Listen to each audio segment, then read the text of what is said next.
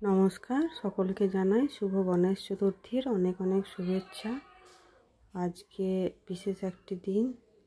তো আজকের দিনে গণেশ পুজো করলে সকলের মনস্কামনা পূর্ণ হয়, তাই আমিও গণেশ পুজোর আয়োজন করেছি এবং কিভাবে তা করলাম সেটাই আপনাদের সাথে শেয়ার করলাম।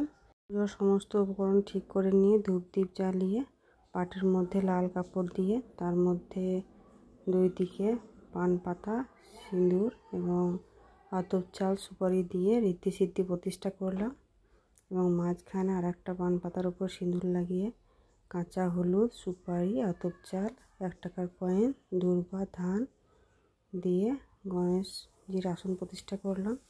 তারপরে গণেশজিকে স্নান করানোর জন্য একটি পাত্রের মধ্যে বসিয়ে ঘটের মধ্যে পঞ্চামৃত, দুধ, ঘি, দই, মধু, ছোলা গুঁড়ো এবং গঙ্গা জল দিয়ে রেডি করে নিয়েছি। তার মধ্যে ধান দূর্বা দিয়েছি আর গণেশজির পছন্দ মতো লাল ফুল দিয়েছি এবং সেটা দিয়ে গণেশজিকে স্নান করিয়ে দিলাম। গঙ্গা জল দিয়ে আবারও স্নান করিয়ে দিলাম। স্নান করানো হয়ে গেলে গণেশজিকে অন্য পাত্র তুলে ভালো করে মুছে পরিষ্কার করে নিলাম এবং পরিষ্কার করা হয়ে গেলে ওনাকে আসনে প্রতিষ্ঠা করে দিলাম। তারপর কপালে দিয়ে দিলাম সিঁদুরের ফোঁটা, তারপর পৈতের মালা পরিয়ে দিলাম আর ওনার বাম দিকে দিয়ে দিলাম 21টা দূর্বা ঘাস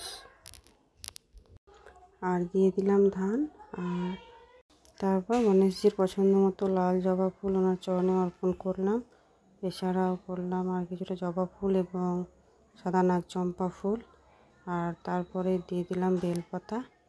এই সমস্ত নিবেদন করার পরে ঘন্টা বাজিয়ে দীপ এবং ধূপ দেখিয়ে ওনার আরতি করলাম এবং তারপরে ওনাকে প্রণাম করে ওম গং গণপতয়ে নমঃ, ওম গং গণপতয়ে নমঃ, ওম গং গণপতয়ে নমঃ।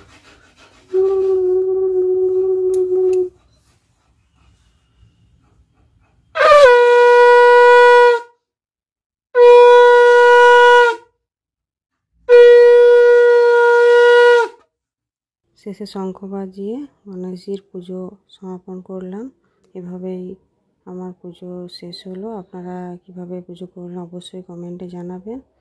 আর প্রার্থনা করি সকলের ঘরে সুখ সমৃদ্ধি বিরাজ করুক। সকলে খুব ভালো থাকুন। আবারও দেখা হবে অন্য কোনো ভিডিওতে। নমস্কার।